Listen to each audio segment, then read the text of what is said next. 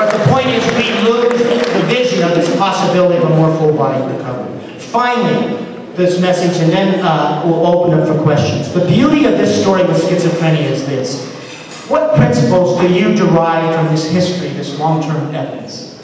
I think it's two principles for best medication use. And again, I want to emphasize, all of this is focused on best medication use. None of it's really a no medication idea. What would you do? You would try with your first episode psychotic patients to not put them on neuroleptics. And you would try to get them through that crisis with sort of temporary agent necessary like benzodiazepines. Okay? And then you would also try to see if people needed to be on the antipsychotics for a long time. You would then do a further distinguishing who needed to stay on them long term and who needed them short term, right? Well, the beauty of this story is there is a group in northern Finland that adopted that principle of care in 1992. That's how they began using medications. And they did, by the way, with their first episode psychotic patients, provide a lot of psychosocial care. All right? So it's not do nothing. It's do a lot of supports to reintegrate people into society. What are their outcomes now today? And they are now in their third 5-year outcome study. They are, by far, the best in the Western world. And here's their outcomes. After 5 years with their first episode psychotic patients, 80% are back in school or working.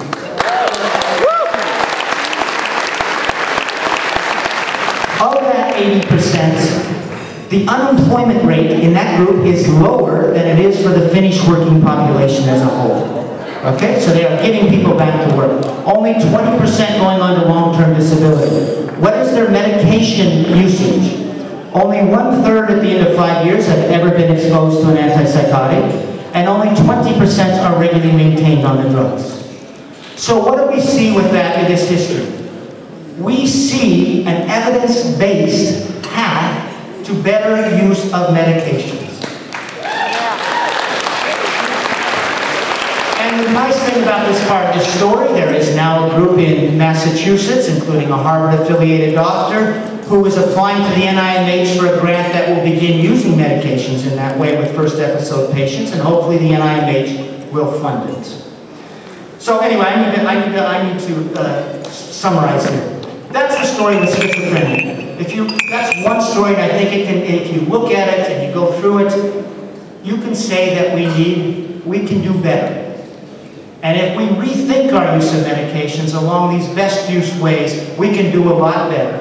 And again, it doesn't come out of an anti-medication or anything like that idea. It comes out of a best use policy. That's number one. Number two, if you look at outcomes, say, for bipolar disorder, we got a real problem, okay, and I urge you to read the book. One of the questions is, where are all the bipolar patients coming from? It used to be a rare disease, and it used to be 1 in 5,000. It's now 1 in 50. How did we go from 1 in 5,000 to 1 in 50? I don't have time to answer that, but you can find that out. And by the way, bipolar outcomes are deteriorating in a remarkable way. In terms of disability, just one number. It used to be that about 85% of people with manic depressive illness worked, had sort of good long-term functional outcomes. We're down to 33%. So something is going wrong there as well. And so what I am telling you today, and I'm going to shut up, if you look at this question from a point of view of a journalist, and you look about the question about the disability numbers, and you really try to find the evidence base, you do find, of course, plenty of reason for some use of the medications, absolutely. And you find some reason for some people doing well on them. But you don't find a paradigm of care that is working broadly. What you find is a paradigm of care of increasing disability, lower employment rates, early death, a lot of physical problems, and it needs to be fundamentally rethought. And last thing, in response to, and in order to fundamentally rethink it, we need to know this information.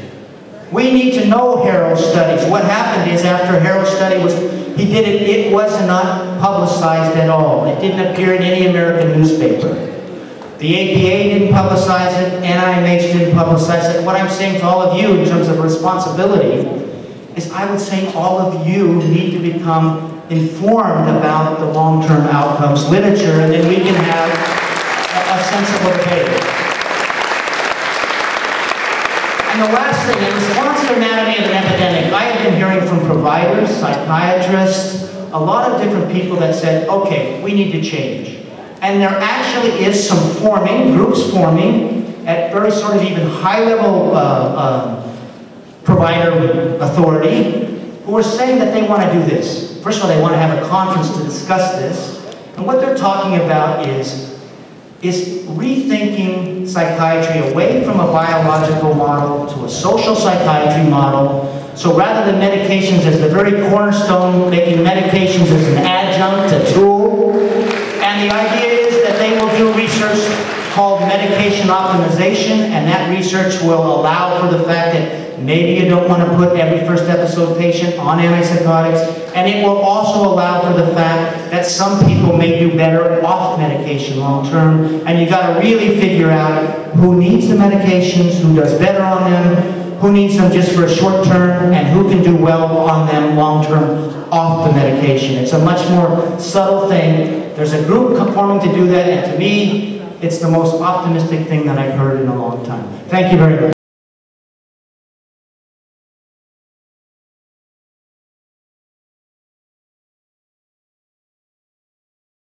Medications for life story, okay? And they actually talk about this possibility that people can get off and do well, okay? None of those studies ever appear in the newspaper. They just don't. They're hidden from us. And you can even look in the APA textbook, the recent APA textbook. You know how it's handling the Martin Harrow study? It says the Martin Harrow study proves that there are a few patients who can do better, who can do okay without the continuing benefit of antipsychotics. So they maintain the sense that, yeah, these drugs are good and just not everybody needs them. But that's not what the Martin Harrow study showed. And if you really dig into the Martin Harrow study, it's much more confounding than even I've given on. So for example, in the Martin Harrow study, he also followed a group of bipolar patients. In the bipolar patients, those off as a whole, after the end of 15 years, were in the recovered category, in the aggregate. Those who stayed on medication, the bipolar on medication group at the end of 15 years was doing notably worse than the schizophrenia off group, which really raises a question. But anyway, you asked about the pharmaceutical industry. Yes, what has happened is, in 1980, we basically got this biological psychiatry movement. The APA, as a trade organization, really embraced the idea that these are medical disorders that are fixed by drugs like insulin for diabetes. And what happened is then a storytelling apparatus arose in our country. It's pharmaceutical companies spending a lot of money to fund that apparatus. They give money to psychiatrists at well-known academic medical schools, and those guys now serve as consultants and advisors and speakers. Once they do that, they're pretty much geared to telling the medical model story. Frankly though, the APA as a whole really embraced this story, that these drugs are good and like insulin for diabetes. They did that to sort of protect, as a trade organization, their product, which is the medications. So personally, I don't blame the drug companies. And here's why. The drug companies are chemical companies. They sell chemicals, and they're there to make a profit. And so why should we trust pharmaceutical companies? You don't entrust them with your health. The people that we need to be honest and to lead this discussion are the people that we put our faith in, and that is the medical profession. That's really what we need. We need a psychiatric profession that when they have a Martin Harrow study, Martin Harrow was told, don't publish this, it's bad for psychiatry. What we need is a profession when these confounding results come out, is they discuss them, they make them known to the public, and they say what's going on. Do you know in the 1960s, or the 1990s, there was an NIMH study about depression, 6-year study. Being on an antidepressant, getting treatment for it, the risk of disability was 3 times higher than those not treated. Okay? That was never reported. And that's an example of not reported. How about the ADHD study that we have by the NIMH, the only long-term study?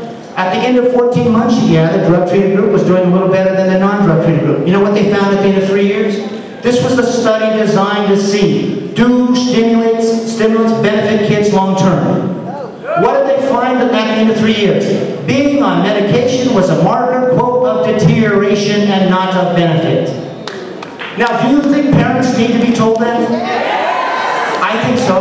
What was the outcome at the end of 6 years? Still, greater ADHD symptoms. There was some growth suppression for those still medicated. There was some greater delinquency, and there was greater overall functional impairment. Was that announced to the public? No. And that's my real plea to you here is, we need all of you to become informed. We need all of you to become journalists. You need to come to know this long-term literature, and then you need to raise the issue. And by the way, I need to say one caveat. I'm sorry, Dan, I'm going on.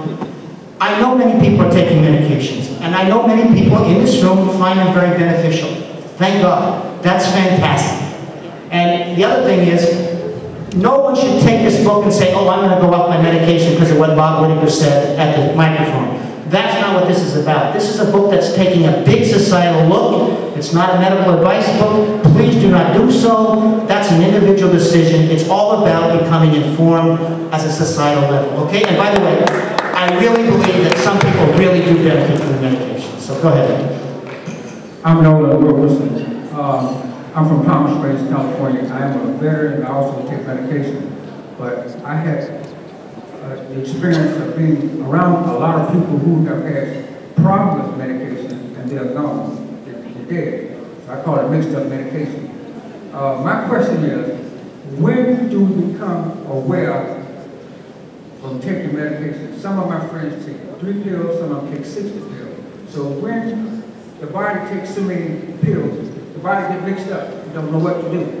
So should we be aware when we start taking more than 9 medications, 10, 15, 5, whatever? Right. That's important because because one pharmaceutical company that don't care about what the other pharmaceutical, all they're trying to do is get their medication until their body gets the money. So would you please? Oh, by the way, I just want to ask one question. How many people here would like to be off medication?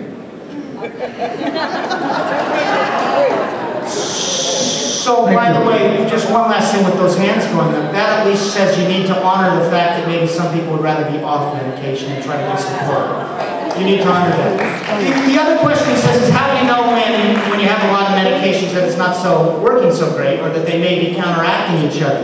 Well, I will tell you personally that when you start talking about people on 7, 8, 9 medications, that's a sign of therapeutic failure, that you need to be on 7, 8, 9 medications. What happens? Someone goes on one medication, they have a side effect of that, then they go on a second medication to counter the first, and it's this rabbit hole that goes on, and next thing you know, people are on 8 or 9 medications. I think everyone actually would agree with this. Good use of medication is always actually trying to be the lowest possible doses possible and the least amount of medication possible. And that's part of what they're talking about with this medication optimization program. What seems to operate in this circle of medicine is when people aren't doing well on one, they add a second. And when you're not well on 2, they add a third. And it's just like throwing people at medications without any real thought about maybe your problems are arising from the medication. And that maybe you need to take that away.